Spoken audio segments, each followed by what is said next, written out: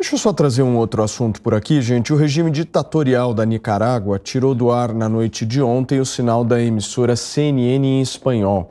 A informação foi divulgada pela rede de televisão durante a madrugada de hoje. Segundo a CNN, até agora, o regime comandado por Daniel Ortega não informou o que aconteceu para interromper o sinal da emissora no país da América Central. Um dos trechos emitidos pela direção da emissora diz o seguinte: a CNN tentou obter alguma informação do governo e das operadoras a cabo que transmitem o sinal da CNN em espanhol sem obter nenhuma resposta. Cris, eu quero que você comece a sua análise a respeito do que acontece nesse país.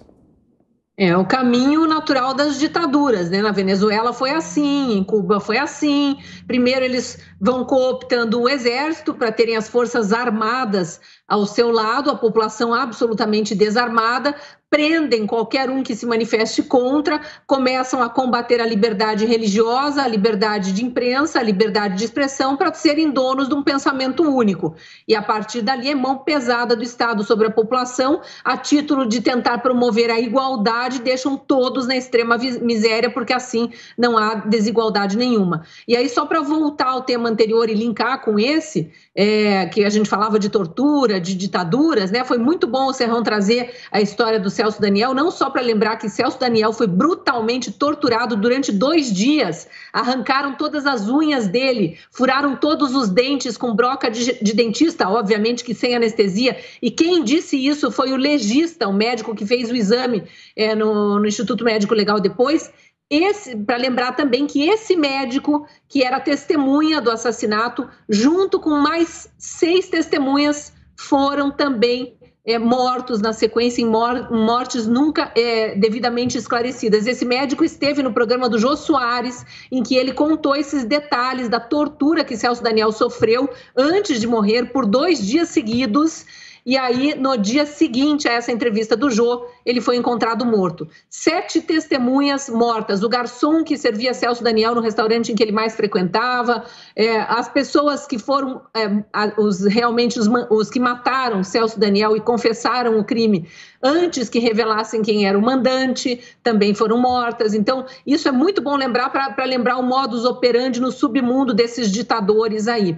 E a outra coisa importante de lembrar é que quando o Piperno relaciona que fulano enalteceu tal ditador, então isso é igual a Lula ter criado o Foro de São Paulo e enaltecido Fidel Castro. Não, Lula criou uma união política entre os ditadores da América do Sul e fomentou isso através de dinheiro brasileiro, nosso, dos contribuintes brasileiros, mandando dinheiro para Cuba e também até para ditaduras mais distantes da África, Venezuela, também Cuba, aqui na América Latina. Então, o enaltecer ditadores aí tem um nível bastante diferente em relação ao que o Piperno está dizendo aí do que o presidente Bolsonaro, e vamos lembrar que o presidente Bolsonaro é de origem militar, fez carreira no Exército, e ele fala do Exército num tom diferente do que falaríamos nós, que somos civis e vivemos sempre como civis. Não estou querendo passar pano aqui, nem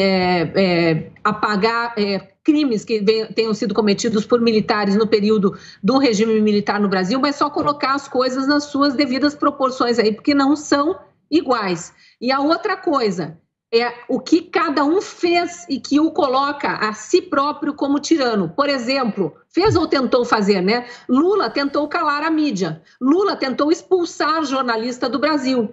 Lula tentou enaltecer terrorista aqui dentro, dizendo que era preso político, terrorista italiano dizendo que era preso político. Tentou não, conseguiu, né? Ele abrigou o assassino italiano Cesare Battisti aqui no Brasil. É muito diferente de Bolsonaro ter dito lá na sessão de impeachment da ex-presidente Dilma Rousseff, uma frase em apoio ao coronel Brilhante Ustra, ao general Brilhante Ustra. Então, eu acho que as coisas só precisam ser colocadas nas devidas proporções para não parecerem que são iguais. Cris, eu queria que você pudesse só fazer a provocação de uma maneira muito objetiva para o Piperno, para que a gente possa resgatar aquilo que você estava dizendo. Bem objetivo. Não, eu só estava lembrando que precisa colocar as devidas proporções quando a gente diz que tal candidato ou tal candidato defende ditadores. Há defesas e defesas feitas aí ao longo dos anos e há atitudes ditatoriais que partiram do candidato Lula e que eu pelo menos não vi nenhuma atitude ditatorial do candidato Bolsonaro. Piperno, como é que fica o posicionamento do PT em relação a essa medida do governo Daniel Ortega? Eu não sei, Paulo, porque inclusive esse é um tema que divide muito o PT. Tem gente que é contra a Nicarágua, o governo da Nicarágua, tem gente que defende Ortega. Eu acho que, para isso, eu tenho um posicionamento muito claro. Toda ditadura é uma excrescência e a da Nicarágua não é exceção. O Brasil não pode, qualquer que seja o governo, de forma alguma apoiar o que acontece lá. Acho que não vai acontecer isso, qualquer que seja o próximo vencedor. Também o Brasil não vai repetir excessos e decisões autoritárias que acontecem lá na Nicarágua, como, por exemplo, perseguir religiosos. Isso não aconteceu aqui. Agora, em relação a posicionamentos do presidente Bolsonaro, veja, o presidente Bolsonaro, lá no dia do impeachment da Dilma, ele não citou o Ustra só por citar. É o ídolo dele. Esse ano nós transmitimos aqui num domingo um evento do PL, e foi lá no evento do Partido Liberal o presidente Bolsonaro, de novo, do nada, né, mais uma vez dizer que o meu grande amigo, a quem eu sempre admirei, meu ídolo, Ustra. Não é uma coisa que, enfim, o presidente deixou escapar de forma distraída, né, naquela sessão do impeachment, não. É algo sobre o qual ele fala de boca cheia, né? E tudo que os elogios que ele faz ao Ustra não são uma exceção. Bolsonaro já elogiou muitos ditadores daqui e os militares de fora. Eu não vou nem puxar a lista de novo para não cansar a nossa audiência, mas isso sim é muito grave. Muito bem, para você que chegou agora aqui na Jovem Pan News, são 5 horas e 39 minutos. A gente está conversando um pouco no 3 em 1 a respeito da medida do governo autoritário de Daniel Ortega na Nicarágua de retirar do ar o sinal do canal CNN em espanhol. Constantino, eu queria resgatar um pouco aqui uma nota que eu me lembro muito bem no final do ano passado, em novembro de 2021, quando o PT saudou a eleição de Daniel Ortega, junto de seu companheiro, o PCdoB. Na época, até a presidente do PT, Gleisi Hoffmann, veio a público dizendo que não havia sido discutida essa posição internamente dentro da Executiva Nacional do PT, mas, de toda forma, não houve em nenhum momento por parte do partido algum tipo de condenação ao regime da Nicarágua. Mas qual é a surpresa, Paulo? Eu realmente não consigo entender a postura tucana. Os tucanos, eles ficam cobrando até uma reflexão do Lula em relação ao mensalão e tudo, né? Ele andou dizendo aí que já cansou de pedir desculpas sobre o caso. Mentira, né? Qual é a surpresa que os tucanos conseguem demonstrar em relação à ligação umbilical do PT e do Lula, que é o PT, em essência, com todo o regime tirânico comunista? Qual é a surpresa?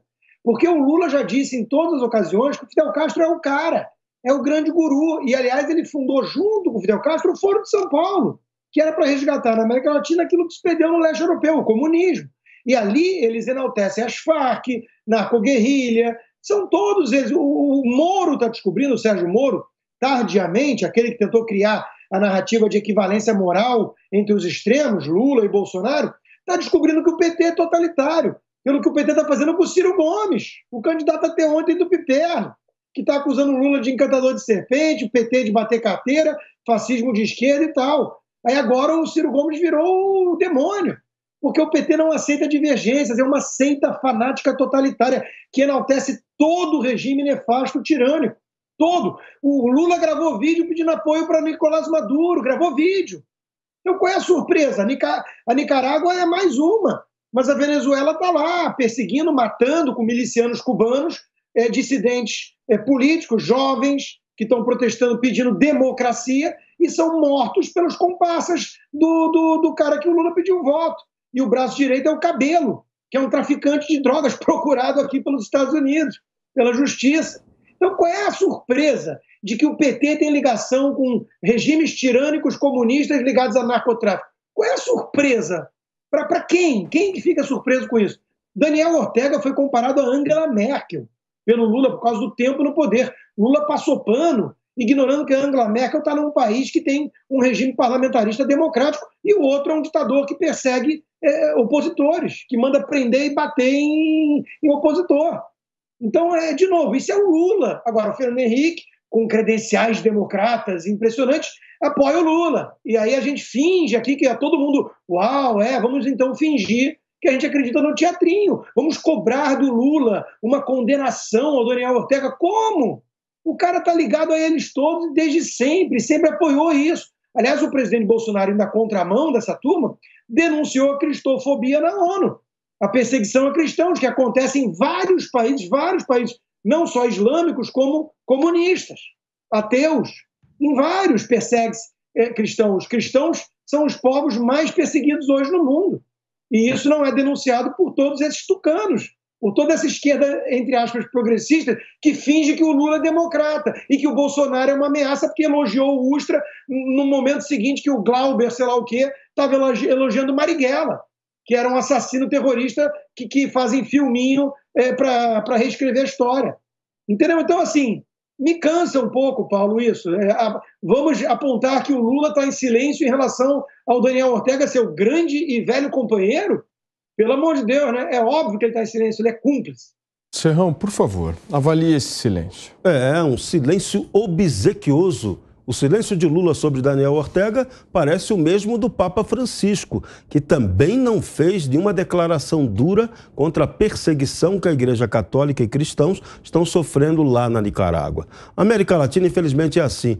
É cíclica essa ida e vinda de ditadura. É como o mago do regime militar, Golbery Couto Silva, dizia, sístole e diástole, né? Os regimes aqui estão indo e voltando. Mas, felizmente, o Brasil está na linha da liberdade, está na linha de não cogitar a volta, em hipótese alguma, de qualquer tipo de ditadura. E isso é muito bom. O povo brasileiro vai poder, no dia 2, decidir se ele quer por aqui a volta do Foro de São Paulo e seus aliados criminosos ou se ele quer um outro modelo de liberdade, de construção democrática para o Brasil.